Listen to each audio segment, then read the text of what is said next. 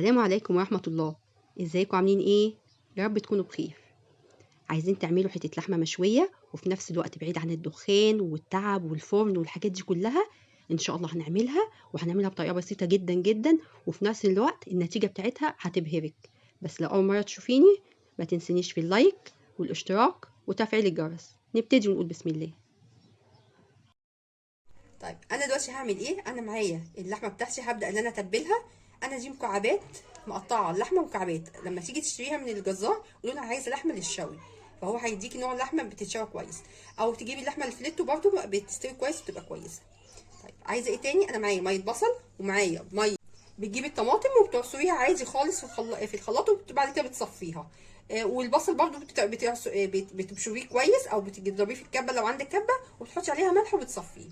والتوابل بتاعتي عباره عن مع ملح وفلفل وبابريكا، وهاخد معلقتين من الخل، وهاخد معايا دي صوص الباربيكيو، هناخد منها شويه كده. تمام. طيب هعمل ايه؟ انا معايا اللحمه كده هشيلها على جنب. بسم الله. وهبدا احط ميه البصل. بسم الله. انا هحط نص الكميه كده، وهبدا احط ميه الطماطم. بسم الله. برضو الكميه دي بتبقى تبع او حسب كميه الفراخ، او لا حسب كميه اللحمه اللي انت بتعمليها. تمام. واحط معلقتين من الخل.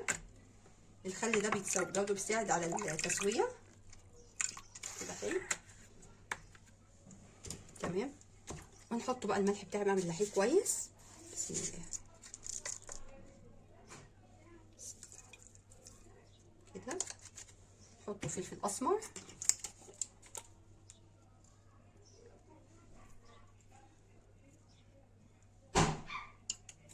وهنحط بابريكا. بسم الله.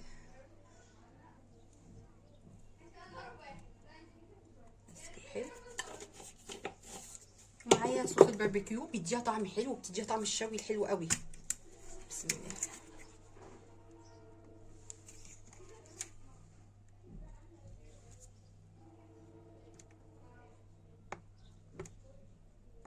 اهو كده. برضو كميه مناسبه، انت حسب الكميه اللي انت هتعمليها. انا هعمل كيلو بس كده، كميه حلوه. ابدا بقى اخد كل الخليط ده او التتبيله اللي انا عملتها دي واقلبها كويس عشان الملح والتوابل كلها تدوب مع بعضيها.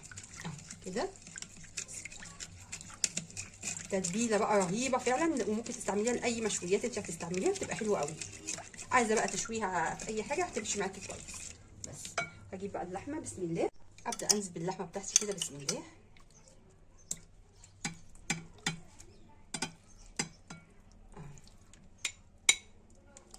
كده تقلبيها بقى في التتبيله دي، وهسيبها. انا دلوقتي عاملاها من بالليل طبعا. لو الوقت مناسبك يبقى احسن كتير من ان انت تسيبيها فتره قليله. انت كل ما هتسيبيها هتشرب التتبيله بتاعتك وهتستوي بسرعه كمان، هتساعدك في السوا. تمام اهو كده. ماشي تمام كده. انا هجيب بقى الشاب كده، هبدا اغطيها كده. بسم الله. خلاص كده انا غطيت اللحمه بتاعتي. هبدا دلوقتي هاخدها احطها في التلاجة لغايه الصبح ان شاء الله، ونيجي نسويها مع بعض. خلاص كده انا طلعت اللحمه بتاعتي من التلاجة بعد ما سبتها من بالليل لحد الصبح. طبعا كده اتبلت وبقت زي الفل خالص. طب انا معايا ايه دلوقتي؟ انا معايا ده بصل بس يكون حجمه الصغنوني خالص ده. تمام. هعمل ايه؟ انا هبدا اشيش اللحمه بتاعتي في سياخ. افتح كده بس الايه اللحمه. بسم الله. تمام.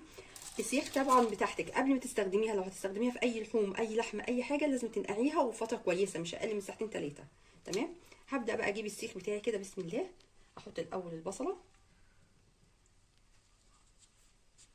كده، ونحط قطعه من ايه من اللحمه. حاولي وانت بتحطيها تحاولي تمشي السيخ فيها كلها عشان ما تبقاش نازله منها وتتحرق. اهي كده كده. ونحط بصله تاني كده، نحط قطعه من اللحمه، نحط البصله كانك بتعملي شيش طاووق بالظبط كده. نحط قطعه تانية من اللحمه.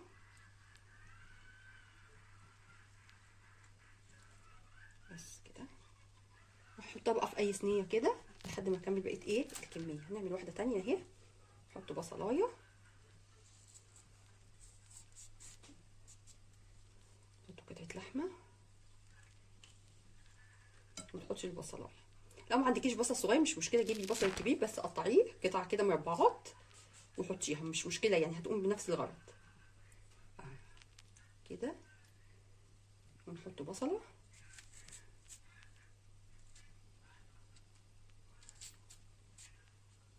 وقطعه من اللحمه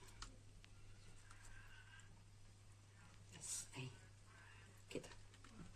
دلوقتي انا هكمل بقيه الكميه ونروح على البوتاجاز ونشوف هنبدا نسويها ازاي ان شاء الله.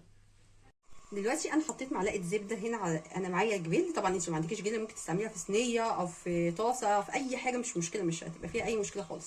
انا عشان متوفر عندي جريل فانا هحطها. حطيت معلقتين من الزبده او السمنه اي حاجه موجوده عندك ومعلقه زيت. هسيبها بصوا تسخن خالص وابدا بس ايه اوزع السمنه او الزيت بتاعنا كده على الجريل كله. تمام. اول ما تبدا تسخن، اهم حاجه تسخن معاكي عشان اول ما تنزلي باللحمه ما تنزلش بميتها. تسخن كده وابدا انزل بقطع الشيش بتاعتي. لا هو هنبقى كده بالعرض، بس سامعين الصوت ده؟ انا عايزه الصوت ده كده. بسم الله. بص هو اول ما تبدا تتحمر معايا هبدا اقلبها الناحيه الثانيه. انا عايزاها تاخد معايا لون بسيط كده بس كده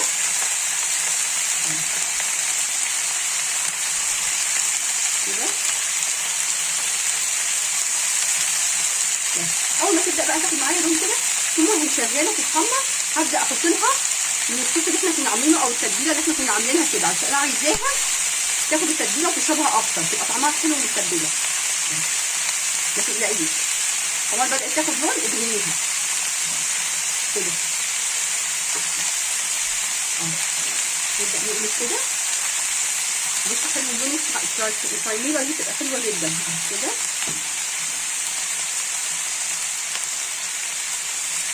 نبدا بقى ايه مجرد ما هي خدت اللون نبدا نهدي عليها النار.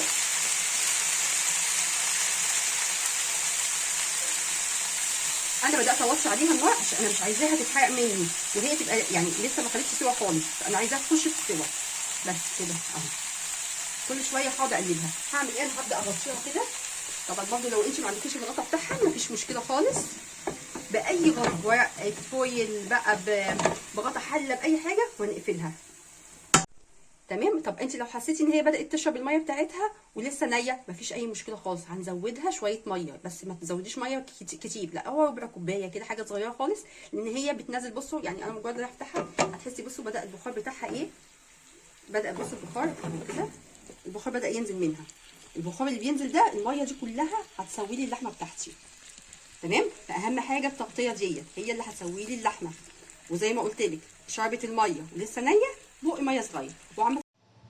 خلاص كده انا اللحمه بتاعتي تعتبر استوت، فهبدا دلوقتي اعمل لها الحاجه اللي هتخليها طعم وريحه الايه الفحم. طب انا هعمل ايه ومش عايزه استعمل شوايه؟ انا بس يعني هسخن لها فحمتين مع البوتاجاز كده، هحط فحمتين صغيرين مجرد بس اللي هي تسخن معايا وابدا احطها للحمه بتاعتي.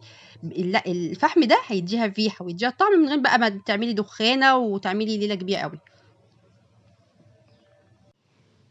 انا دلوقتي نقلت اللحمه بتاعتي، حطيت لها بس ورقه زبده وعليها ورقه فويل او ورقه فويل وبعد كده الزبده عشان ما تبقاش متلامسه لورقه الزبده ورقه الفويل، عشان تفضل سخنه وتحفظ بالحراره بتاعتها وما تبردش معاكي. يعني لو انت مش هتاكلي دلوقتي اعملي الحركه دي، هتفضل معاكي اللحمه سخنه وطريه قوي لحد ما تبداي تاكلوها. جبت حته بقى اي طبق او اي ورقه فويل كده صغننه وهتحطي عليها حته الفحميه بتاعتك وتطفيها بنقطه زيت او نقطه زبده اي حاجه كده. انا حطيت نقطه زيت اهو، نقطه زيت صغيره خالص، هيبدا يطلع الدخان.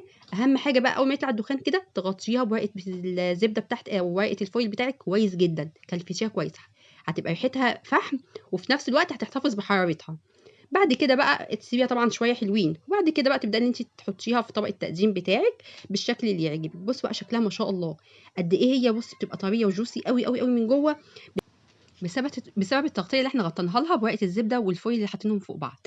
وفي نفس الوقت الفحمه اللي انتوا حطيتوها اديتوها ريحه وطعم، يعني هتحسي ان انت كانك لا شوياها على الفحم فعلا بالظبط.